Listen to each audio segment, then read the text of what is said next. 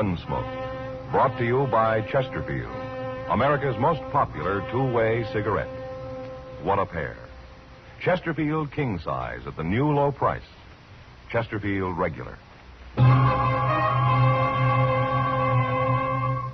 Around Dodge City and in the territory on West, there's just one way to handle the killers and the spoilers, and that's with a U.S. Marshal and the smell of Gunsmoke.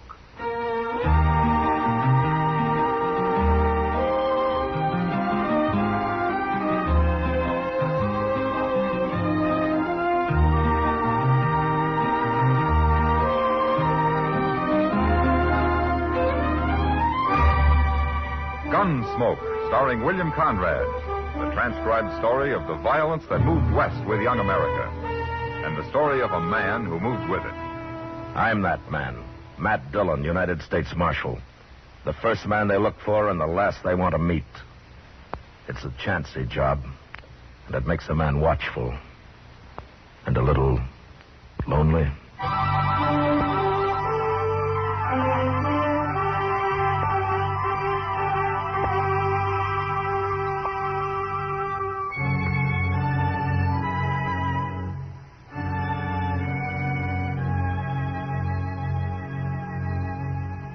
It was a hard 2-day ride back from Fort Wallace, or I'd gone on government business.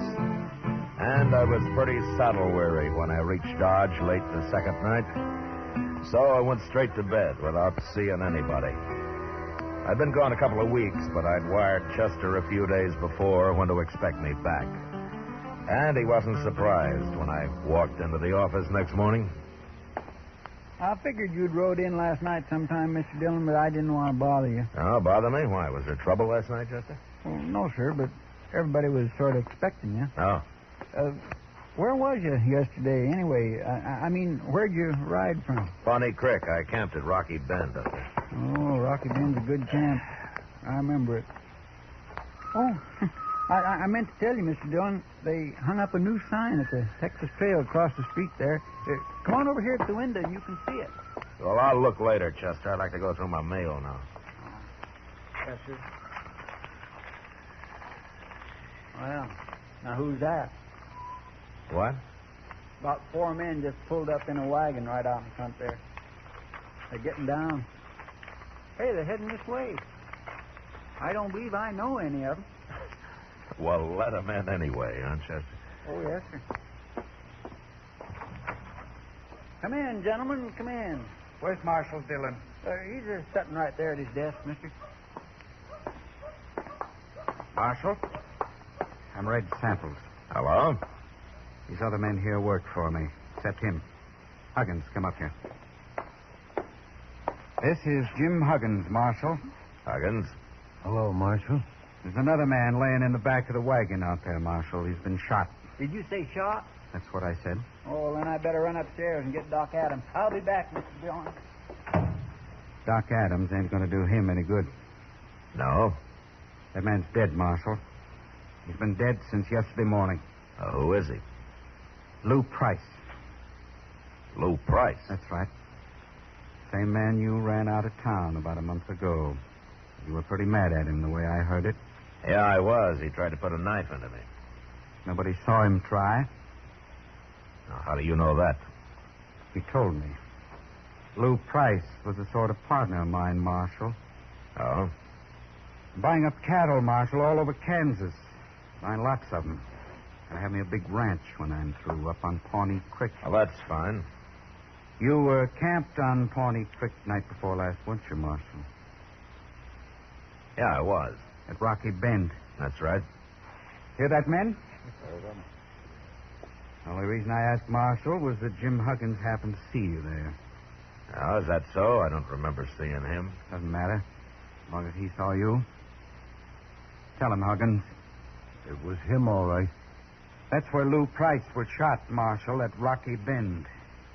Poor Lou, he never had a chance. He wasn't even armed. Happened yesterday morning. I seen the whole thing. Huggins, tell us who killed Lou. He did. What? You did, Marshal. You're the man I saw. You shot him.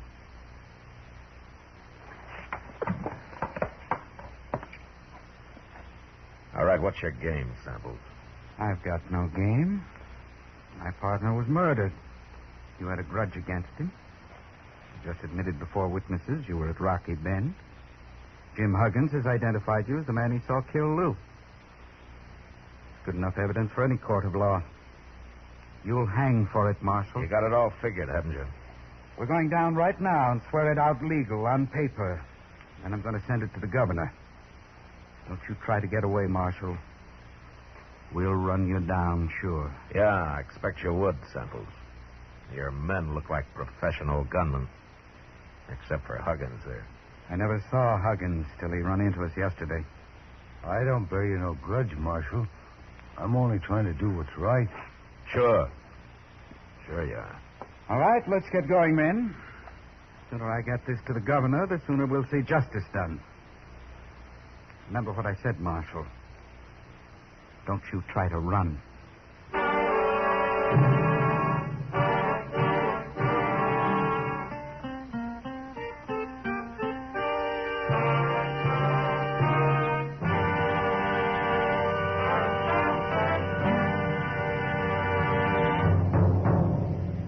What a pair. What a buy.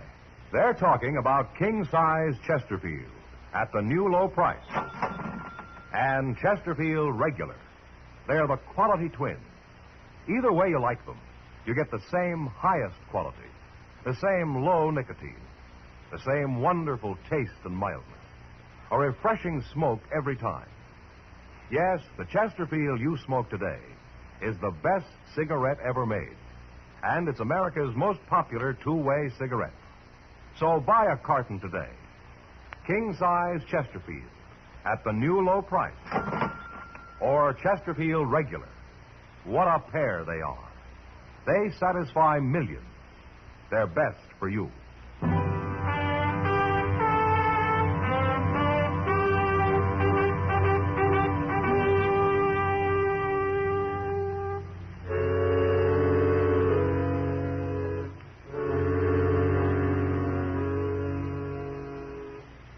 I'll say one thing for Red Samples. He had about as good a case against me as I'd ever heard of against any man. And there was nothing I could do about it but wait and see what happened next. Meantime, he spread the word around Dodge. And people began looking at me like I was a white buffalo. I guess it wasn't often they had a U.S. Marshal walking around with a murder charge against him. But finally, one night, a couple of weeks later, something did happen. I was sitting with Kitty watching the crowd at the Texas Trail. I'll fetch you a drink, Matt. No thanks, Kitty.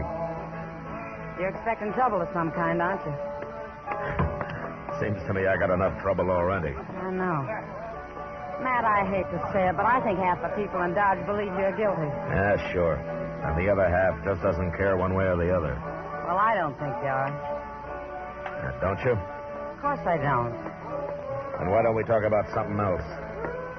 You're edgy. Sure, I'm edgy. I stay that way to keep from falling asleep all the Now, time. don't get all riled up. I didn't mean anything. I'm sorry, Kitty. I guess this business is getting on my nerves after all. Well, I should think it would. Why don't you go and get good and drunk? Forget the whole thing that way. Kitty, if I ever got drunk, I could name you 10 men right here in Dodge who'd cut cards for the honor of shooting me down. Mr. Dillon? Oh, hello, Miss Kitty. Evening, Chester. Sit down. Thank you. I've been down to the telegraph office, Mr. Dillon. Oh, any news? Yes, sir, but you won't like it. Here it is, sir. A telegraph from Washington, D.C. Well, how do you know I won't like it? Well, you see, I was standing there when he was writing it out, and I couldn't help watching him work and all that. I don't want to read it, Chester. You told me what it says, huh? Well, it's from the War Department, and it says they heard from the governor, and, well, you'd better read it, Mr. Dillon. No, you're doing fine. Go ahead. Well, you're suspended. What? You're suspended from U.S. Marshal, Mr. Dillon. And to make it legal and formal like, they're sending somebody to arrest you and take you up to Hayes City for trial. I don't believe it. Neither do I, Miss Kitty, but that's what it says. It's the only way they see how to clear this up proper. Evening, Dillon. Miss Kitty.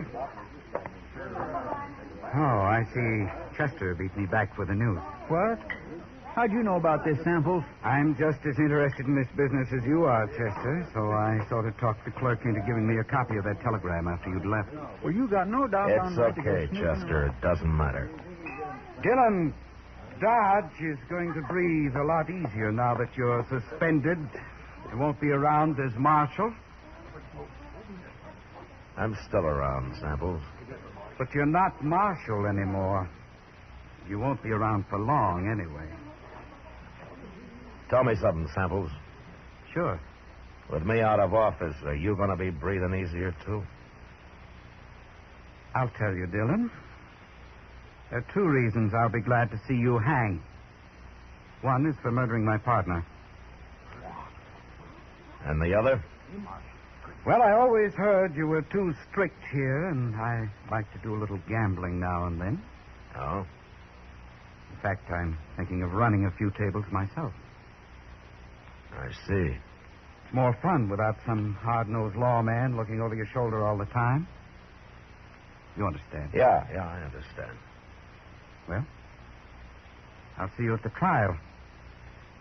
But I hope I'm around when they come to arrest you, Dillon. You probably will be. So long. What's he talking about, Mr. Dillon? You're being too strict.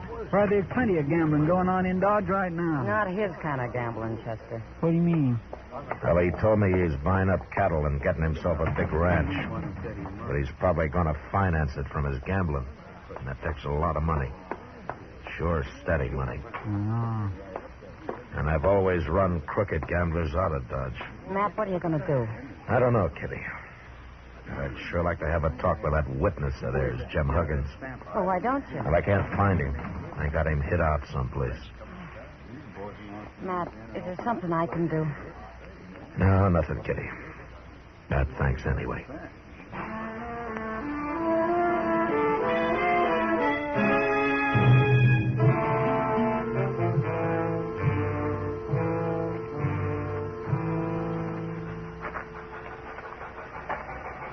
Oh, there she comes, Mr. Dillon, right on time. There are not many people at the depot this morning, are there? No, sir, but anyway, I'm glad I talked you into walking down here with me.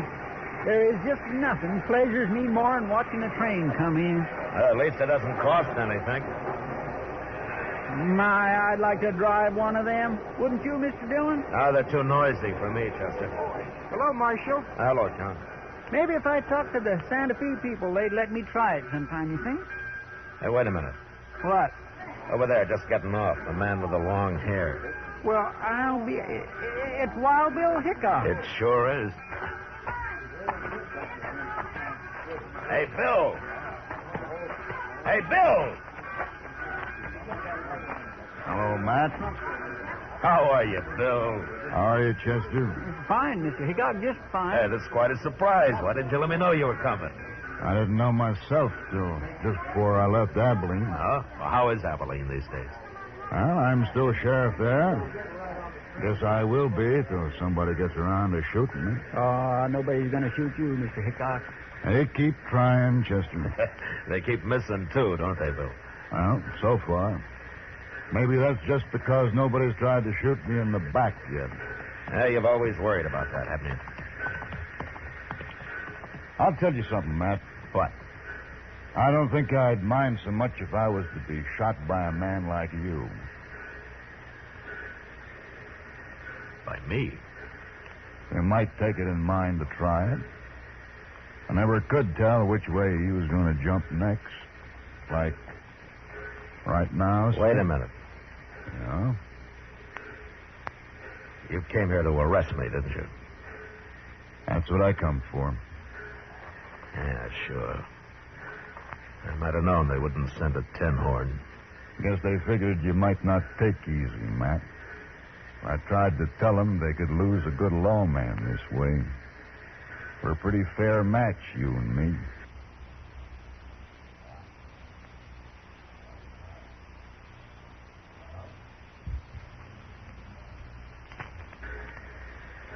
Yeah? Yeah, we are. Well, It's your play, Bill. no, I guess that can wait a while. Okay. I'm still on salary, man. So? Let's go have ourselves a drink.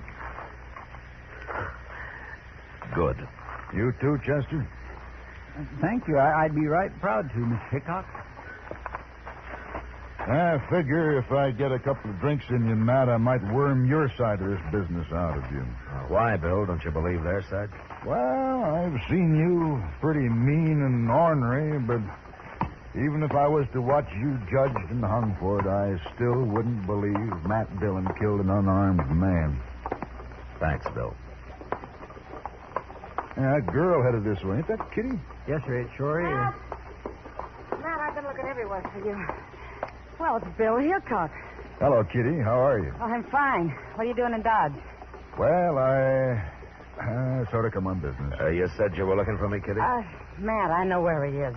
Where who is? The witness they've been hiding, Jim Huggins. What? Well, where is he? Red Samples was in the Texas Trail drinking last night, and the bartender heard him tell one of his gunmen to take some food out to the loft at the OK stable. Bill, Yeah? while you're buying me a drink, I think I'd kind of like to buy Kitty one.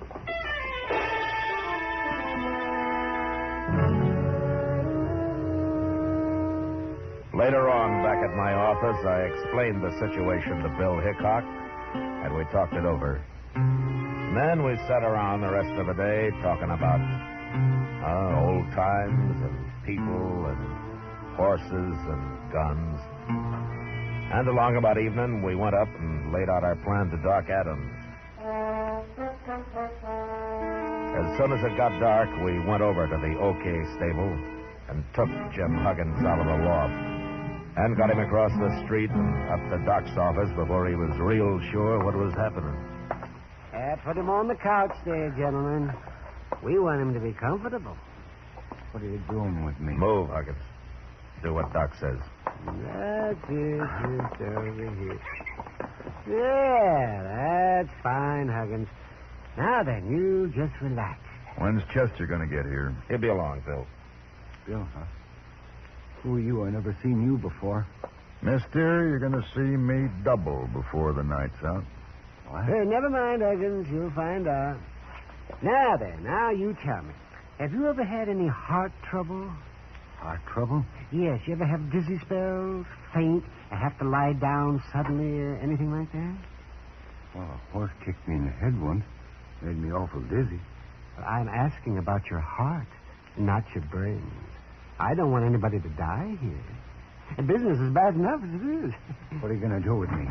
What's this all about? Oh, over here, Chester. I got it. I got plenty. That's good. Just put them on the table here, Chester. Let's... 3 quarts? Well, this is a man we're working on, not an elephant, Chester. Well, I wanted to be sure there was enough, Doc. Open one up in Chester. There's a glass here. Yes, sir.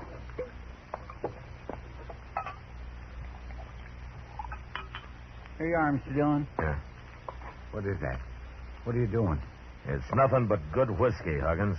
And for once in your life, you're going to drink all of it you want. Maybe a little more. Here. Oh, no, I don't want to drink all that whiskey, Marshal. I couldn't hold all that. Now, you can drink it slow, Huggins. But you're going to drink it. Now, go on. Go on. Get started.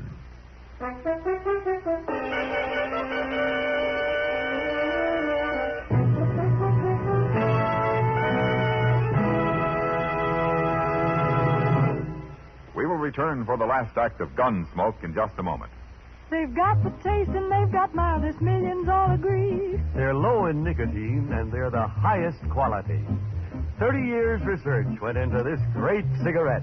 So here is all you say to get the finest smoking yet. Chesterfield's for me, Chesterfield's for me. You just say it's Chesterfield's for me.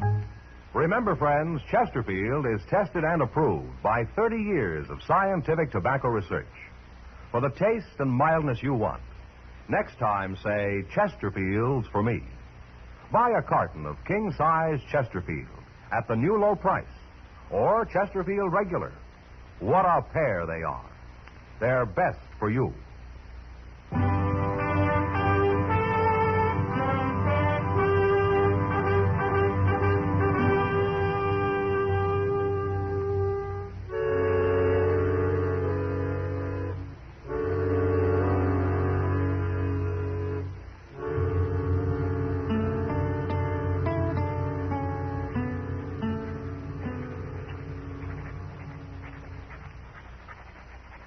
You sure you got it all, Bill? Just about, man.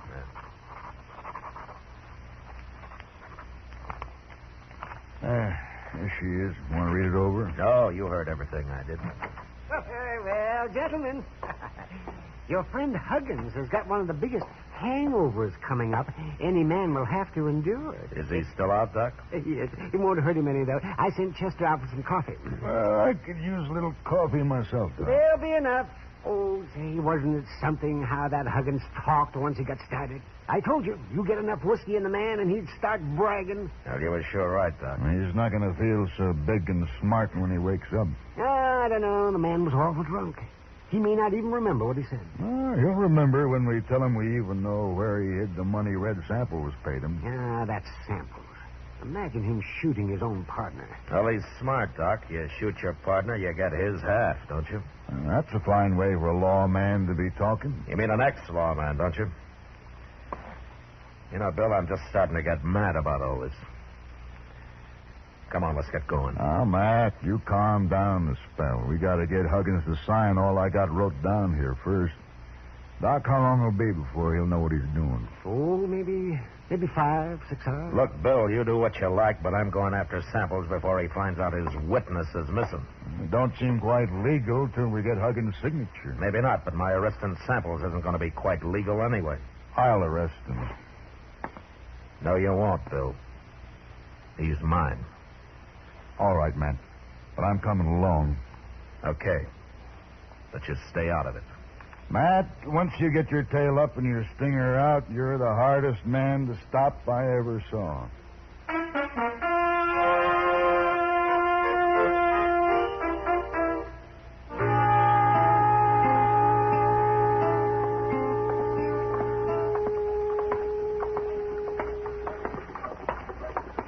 Matt, I've been thinking. Supposing we hadn't got Huggins to talk, what had you done then? You mean what I have fought you when you tried to arrest me? It's been on my mind, son. I wouldn't have fought you. Because we're a good match for each other? I'll fight any man alive if I think I'm in the right. Of course. I don't know you ever been afraid of anything. I've been afraid lots of times, Bill. And so have you. Well, maybe. I guess I've worked on the side of the law too long to go against it just because I'm the one that's caught. Well, here's the Oliver Ganza. I'll be in here.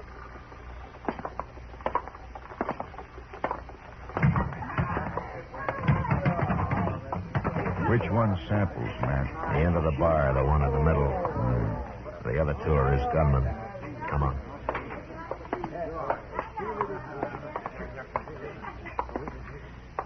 Samples? Samples, I'm taking you to jail. You gone crazy, Dillon? You're the one that's going to jail. It's no use, Samples. Jim Huggins has confessed the whole deal. What? You killed Lou Price, and you paid Huggins to testify that I did it. You paid him $500 and promised him another $500 after the trial. He's lying. Who's going to believe that? I believe it. And don't look at your hired help. They're not going to get you out of this. You can't throw anybody in jail, Dillon. You ain't a marshal anymore. No, that's not stopping me. It ain't legal. Wait a minute, gentlemen. It's true Matt Dillon ain't a marshal right now, but I'm making this arrest.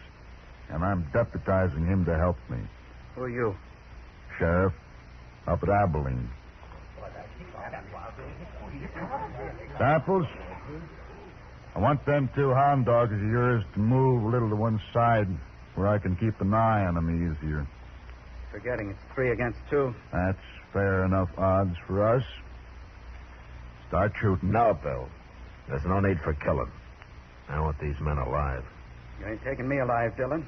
You, nor Hickok, nor anybody else. I ain't gonna hang. Drop your gun belt, Samples. Why? I just might be lucky enough to kill you. Take Dillon first, men, and then go for Hickok. Wait, Samples! Now!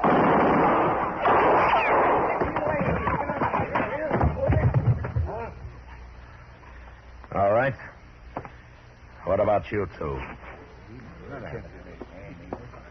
They never moved a finger, Matt. They're too scared. All right, you gunmen. Pick up Samples and carry him out of here. Ain't you going to take their guns first, Matt? You don't hobble a horse with a busted leg, Bill. Let them keep their guns.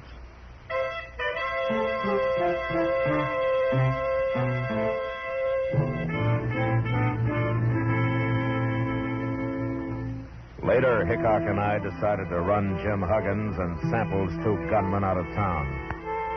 And the way they took off, we figured they reached California before they stopped to breathe. The next day, Bill went back to Abilene and took Huggins' confession with him. And a week later, I had a wire of apology from the governor. Washington took a little longer. They just sent me my regular paycheck with the time of my suspension carefully deducted, which left me almost enough money to pay for the liquor I'd poured into Jim Huggins.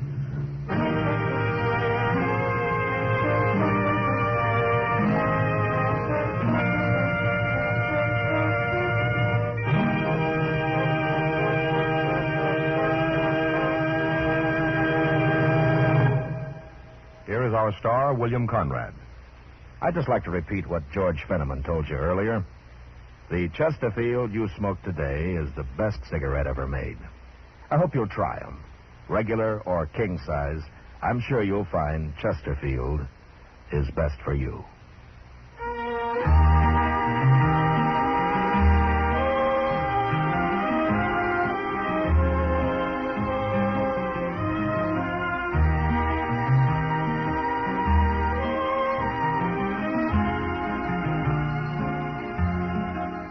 Gunsmoke, produced and directed by Norman MacDonnell, stars William Conrad as Matt Dillon, U.S. Marshal. Tonight's story was specially written for Gunsmoke by John Meston, with music composed and conducted by Rex Corey.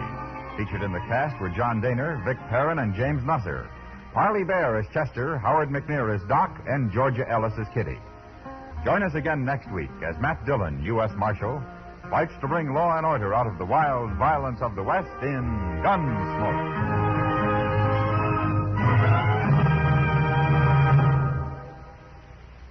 Filter tip smokers, this is it. L&M Filters. At last, a filter tip cigarette with much more flavor, much less nicotine. L&M's Miracle Tip contains alpha cellulose for effective filtration. It's the filter that counts, and L&M has the best. Yes, this is it. As Patricia Morrison puts it, L&M filters are just what the doctor ordered.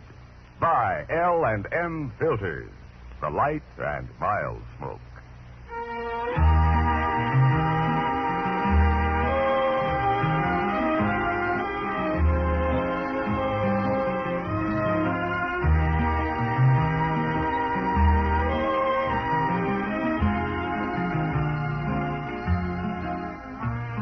Without your letters, your friend in the service feels out of touch, lonely, and it's tough to be lonesome. The USO knows a letter always makes a fellow feel better. Mail from you brings the warmth of home and friends to him wherever he is. So, write today. Remember, it's tough to be left out at mail call.